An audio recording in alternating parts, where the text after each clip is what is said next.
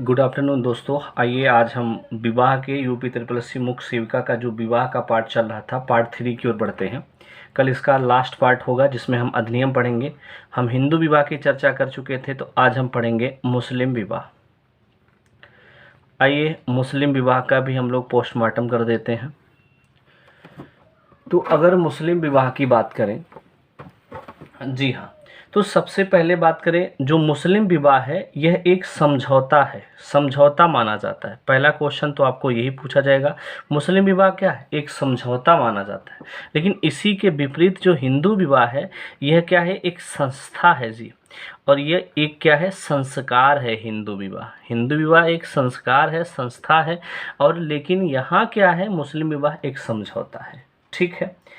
और जो प्राचीन अरब है ना साहब, प्राचीन जो अरब है वहाँ की समाज की जो स्त्रियां थीं, स्वतंत्र रूप से, जो स्त्री हैं स्वतंत्र रूप से क्या कर सकती थी? अपने वर का चयन कर सकती थी।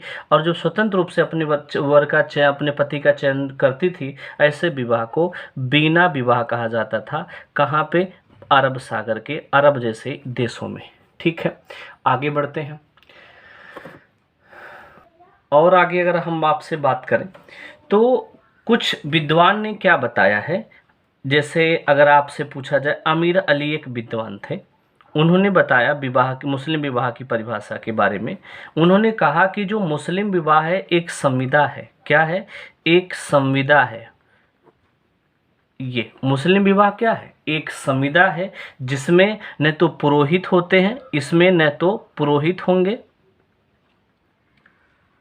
और न ही कोई कर्मकांड होगा। हिंदू विवाह देखते होंगे, पूरा रात बीत जाता है लेकिन विवाह कंप्लीट नहीं हो पाता। लेकिन इसमें न तो पुरोहित होते हैं और न ही क्या होता है? कर्मकांड होता है। यह एक संविदा है, कॉन्ट्रैक्ट है, इसी बेस पे यहाँ शादी हो जाती है। ठीक है। अगर एक विद्वान और है कपाड़िया के अनुसार, कपाड़िया साहब ने क्या कहा? इस्लाम विवाह भी क्या है? एक अनुबंध बताया। इन्होंने क्या बताया? एक अनुबंध है जिसमें दो साथियों के हस्ताक्षर होते हैं। दो साथी के क्या होते हैं भाई? दो साथी के हस्ताक्षर होते हैं। हिंदू विवाह क्या? इन्होंने कहा कि मुस्लिम विवाह कहा कि एक अनुबंध है जिसमें दो साथी के क्या होते हैं? हस्ताक्षर होते हैं। और इस अनुबंध में क्या दिया जाता है?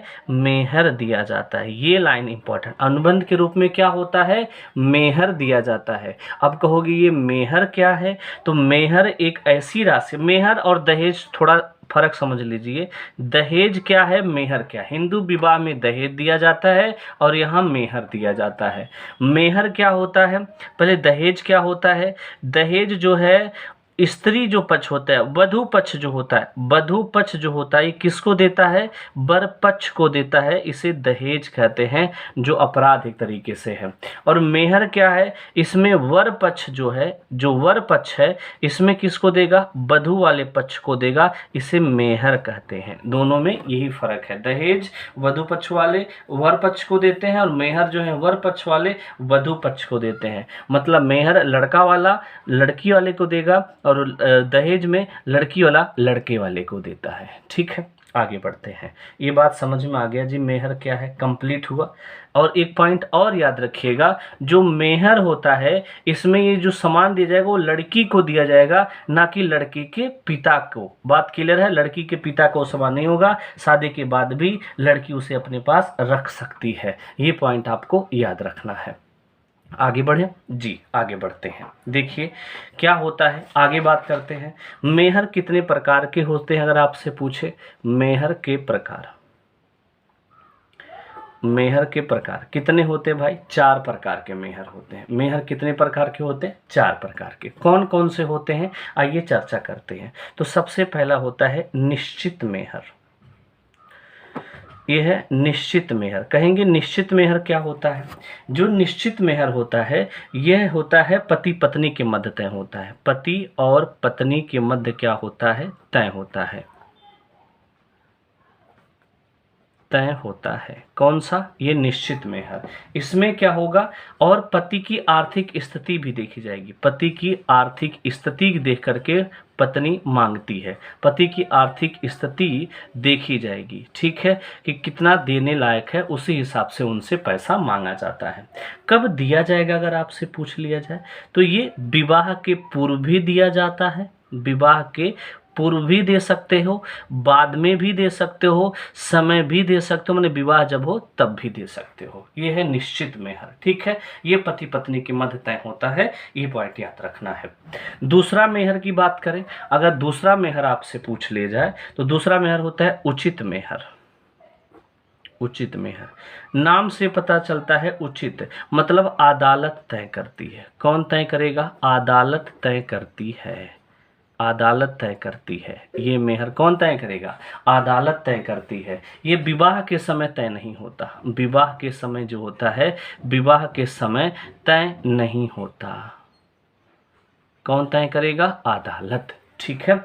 अगर इसे एक नाम इसलिए दिया जाता है, इसका एक नाम याद रखिएगा, महरुल महरुल महरुल मिस्ल, महरुल मिस्ल, महरुल मिस्ल इसका एक नाम है, ये भी आपको याद रखना है। महरुल मिस्ल इसे कहा जाता है। इसमें ये भी देखा जाता है, अदालत ये भी देखती है कि अगर मान लीजिए जो लड़की है, पत्नी है, उसकी जो कोई बहन है, उसकी बहन को कितना मेहर मिला है, इसमें अदालत ये भी देखती है, ठीक है। ये आपको याद रखना है। आगे बढ़ते हैं तीसरा मेहर की ओर। जी हाँ, तीसरा मेहर क्या है, आइए देखते हैं। तीसरा मेहर होता है भैया साहब सत्वर मेहर। क्या है ये सत्वर मेहर? क्या है? इसमें क्या होता है, यह सहवास से पूर्व, मतलब यौन संबंध साथ साथ रहने से पूर्व ही यह क्या दिया जाता है, पति को चुकाना पड़ता है। सहवास से पूर्व, सहवास से पूर्व पति को चुकाना पड़ता है,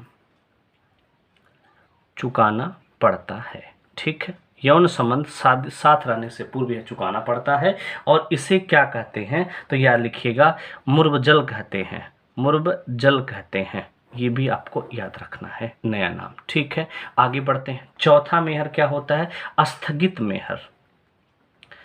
स्थगित मेहर, ये स्थगित मेहर क्या होता है, ये क्या होता है, जब विवाह के समय मेहर न दिया जाए, विवाह के समय मेहर न देकर, विवाह के समय मेहर न देकर, जब तलाक होता है, मतलब विवाह विच्छेद हो, तब दिया जाता है। विवाह विच्छेद के समय दिया जाए, न देकर विवाह विच्छेद, या भविष्य में दिया जाए, भविष्य के लिए टाल दे, तो ऐसे मेहर को क्या कहते हैं, स्थगित मेहर कहा जाता है। नाम से पता चलता है स्थगित है, विवाह के समय नहीं दिया गया, जब तलाक उलाक हो या भविष्य में कभी दिया जाए, ऐसे मेहर को स्थगित मेहर कहते हैं। तो मेहर कितने प्रकार के हो गए, 4, ठीक है। आगे बढ़ते हैं विवाह के, मुस्लिम विवाह के प्रकार। मुस्लिम विवाह के प्रकार, आइए मुस्लिम विवाह के प्रकार की भी चर्चा कर लेते हैं। तो मुस्लिम विवाह क्या क्या है, कितने प्रकार के होते हैं। तो सबसे पहले मुस्लिम विवाह में बात करेंगे हम निकाह का। मुस्लिम विवाह में सबसे पहला हम बात करेंगे निकाह का। निकाह क्या है, ये सबसे अस्थाई विवाह है मुसलमानों का। जैसे सबसे अच्छा है, अस्थाई है, सबसे अच्छा भी है। जैसे हिंदू विवाह में ब्रह्म विवाह सबसे अच्छा माना जाता था, अस्थाई माना जाता, वैसे ये है। ये कैसा होगा, जो मुस्लिम रीति रिवाज है उनके अनुसार होता है, रीति रिवाजों के अनुसार होता है, रिवाजों के अनुसार। कबूल है, कबूल है, कबूल है 3 बार कहते हैं, यही परंपरा में चल रहा है, ठीक है। इसे कहते हैं निकाह। क्लियर है। दूसरा विवाह क्या होता है, मुताह विवाह। आइए इनकी भी चर्चा करते हैं। दूसरा है मुताह विवाह, यह अस्थाई होता है। क्या कैसा है भाई, अस्थाई विवाह है, अस्थाई विवाह है, ठीक है ना। ये क्या होता है, इसमें एक निश्चित समय के लिए, इसमें एक निश्चित समय के लिए कॉन्ट्रैक्ट दिया जाता है कि 4 साल के लिए हमारे साथ रहो, 4 साल 5 साल जैसा भी हो, उस समय के लिए एक निश्चित समय इसमें दिया जाता है। निश्चित समय के लिए, निश्चित अवधि के लिए विवाह किया जाता है, निश्चित समय के लिए,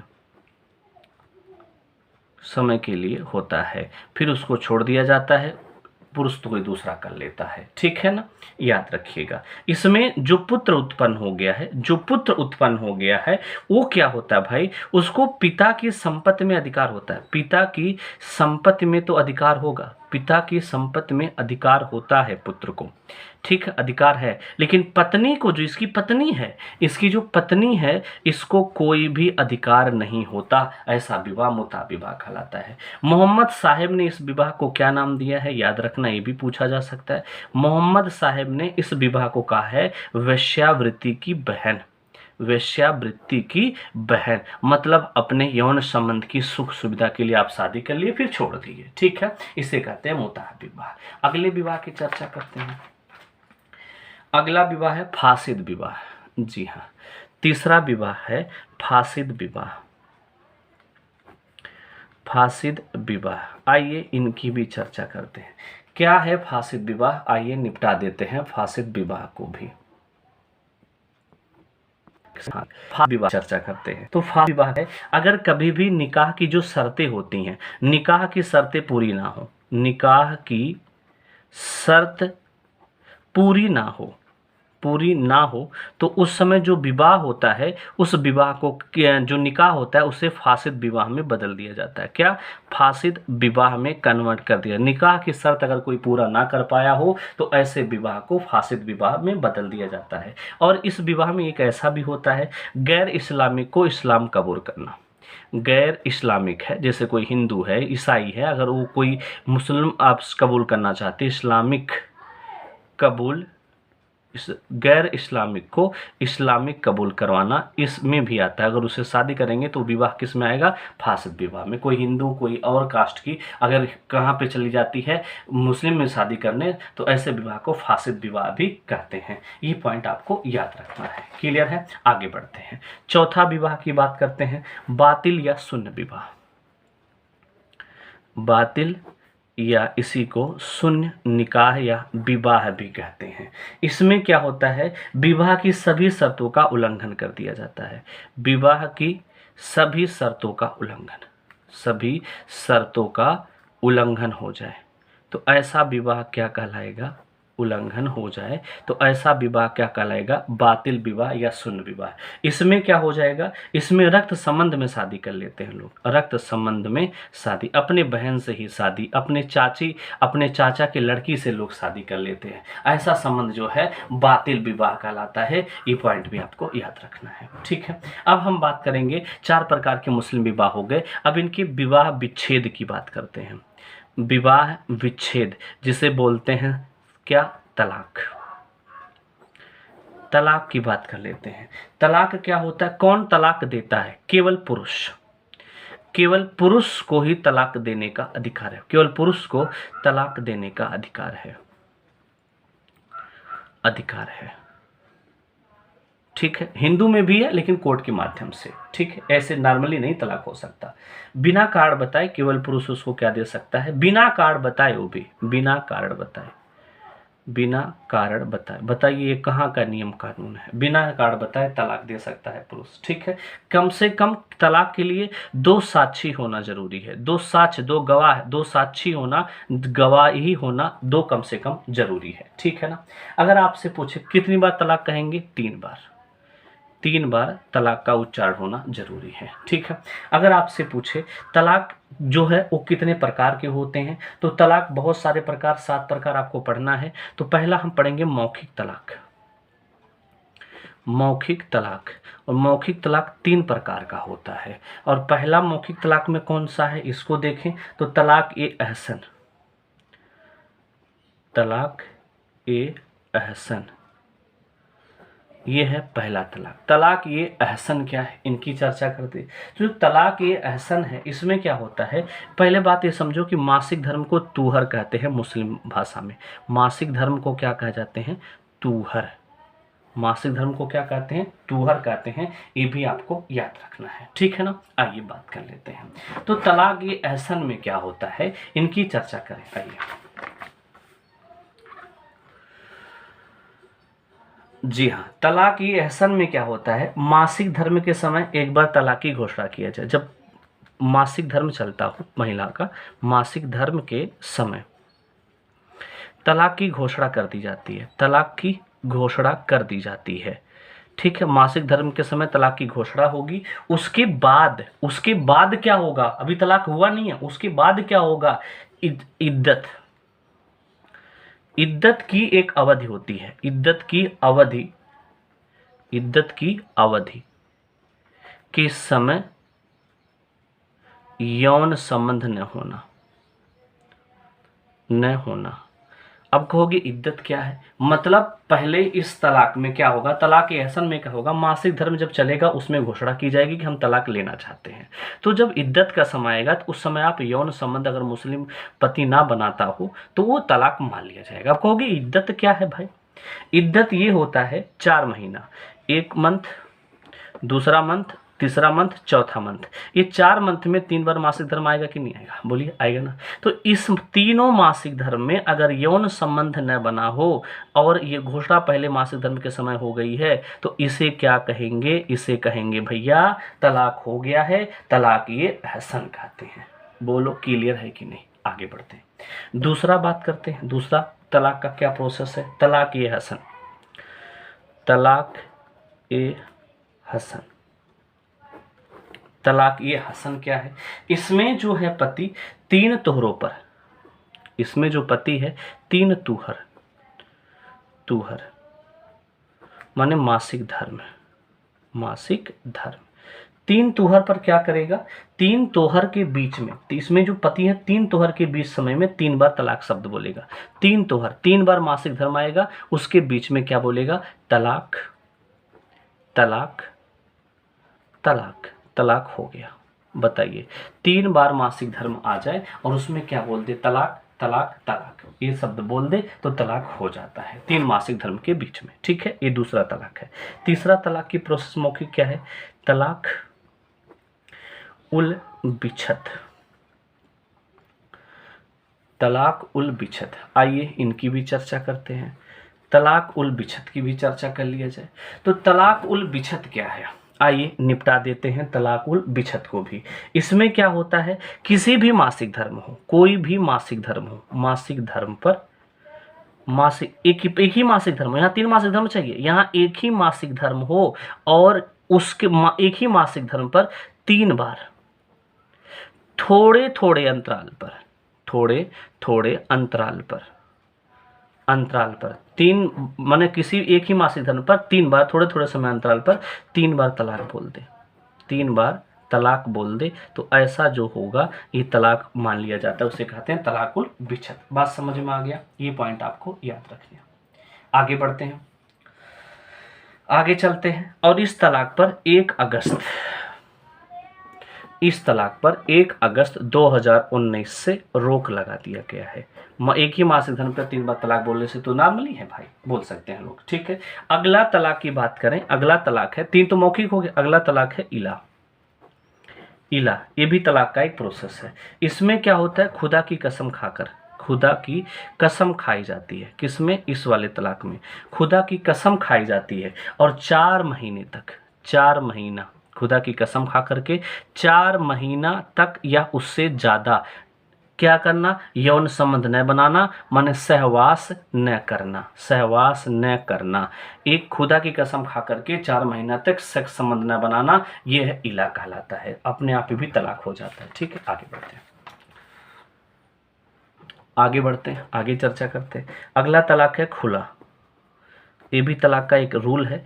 खुला क्या होता है भाई साहब, खुला होता है भैया, इसमें पति पत्नी, जो पत्नी है, पत्नी है जो है पति से तलाक के लिए प्रार्थना, पत्नी जो है पति से तलाक के लिए प्रार्थना, तलाक के लिए प्रार्थना करती है कि भैया हमें तलाक दे दीजिए, ये है खुला। मतलब अगर पत्नी ही तलाक के लिए प्रार्थना करे तो उसे कहते हैं खुला। बात क्लियर हो गया। इसमें जो होता है मेहर वापस नहीं किया जाता, मेहर वापस नहीं होता। ठीक है, आगे बात करते हैं। अगला है, अगला तलाक की बात है मुआवरत, मुआवरत, ये भी एक तलाक का प्रोसेस है। मुआवरत क्या होता है, पति पत्नी रजामंदी हो, दोनों का रजामंदी, पति और पत्नी दोनों क्या हैं, रजामंदी हैं, दोनों अपने मन से तलाक दे रहे हैं और मेहर वापस होगा, मेहर वापस। तो ये होता है क्या, रजामंदी अगर दोनों लोग हैं, सॉरी इसमें मेहर वापस होता है, इसमें मेहर वापस नहीं होता, मेहर वापस नहीं होता है। ठीक है, मेहर ये पूछा नहीं जाता, लेकिन आपको एक्स्ट्रा बता दे रहे हैं। लेकिन ये मुबारक में क्या होता है, दोनों की रजामंदी होना जरूरी है, ऐसे तलाक हो जाएगा। इसमें पत्नी प्रार्थना करेगी खुला वाले में। ठीक है, आगे बात करते हैं। अगला है जीहर। जीहर ये कौन सा तलाक का प्रोसेस है?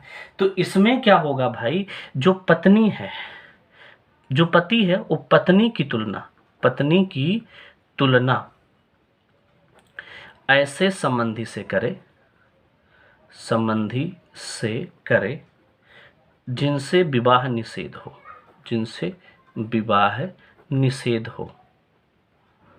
निषेध हो। अब ध्यान से सुनिएगा इसका मतलब, इसमें पति जो है पत्नी की तुलना ऐसे से कर दे कि जिनसे विवाह न किया सकते, और पति जो है पत्नी को कहे आप मेरी माँ हो, बताओ ये कोई रूल है? तो ये तलाक हो जाएगा। इससे कहते हैं जीहर। आप मेरी बहन हो, ये पत्नी को ही, तो ये जीहर है, गलत है, ये नहीं होना चाहिए। तो ये भी एक प्रकार का तलाक है जिसे जीहर कहा जाता है। ठीक है, आइए आगे बढ़ते हैं अगले तलाक की तरफ। अगला तलाक हमारा है लियान। ये क्या है भाई साहब? लियान जो होता है, जब पति जो है पत्नी पर क्या आरोप लगा दे, पति जो है पत्नी पर व्यभिचार का आरोप लगा दे। व्यभिचार का मतलब गलत काम कर रही है, गलत संगत कर रही है, व्यभिचार का आरोप लगा दे, तो ऐसा जो तलाक होगा उसे लियान तलाक कहते हैं। बात समझ में आ गया? तो ये रहा हमारा मुस्लिम विवाह से संबंधित सारा बातें। वीडियो पसंद आए तो प्लीज लाइक से सब्सक्राइब कीजिएगा। थैंक यू, धन्यवाद दोस्तों।